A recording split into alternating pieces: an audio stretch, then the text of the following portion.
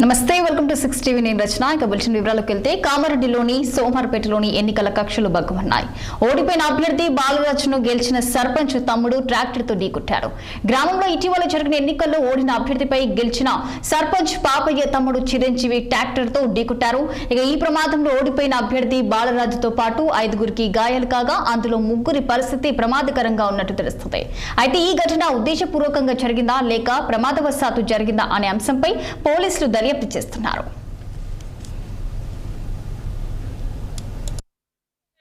పరమాశించడానికి ఉంటుంది కదా అన్న. మేము పోయి కూర్చున్నాం, అమ్మాయితో ఉన్నాం. నిన్నైతే వారికి ఇచ్చిన బాబాయ్ సాయిబాబా అందరు వారికి ఇచ్చాం.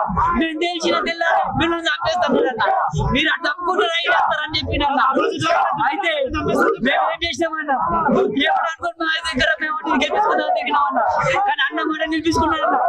గుద్దుతే అన్న తమ్ముని పంపించి కళ్ళ మాట వచ్చిందన్న. గుద్దుతే ఇంకా కొమ్మగడికి అన్న, ఇంకా కొమ్మగడికి కాశీ ఉన్నోడు ఎట్లా గల్లబట్టి గుద్దుతాడు అట్లా గుద్దినాడు. ఉంట వెళ్ళి వరకు చేసిన నేను అంత పరిచయం చేసినాను.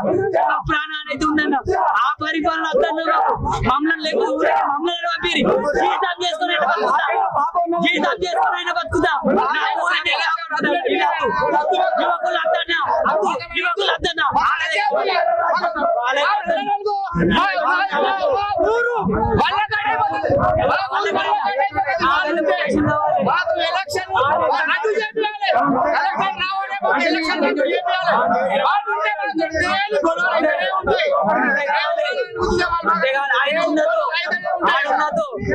ప్రాణాన్ని ఉంది.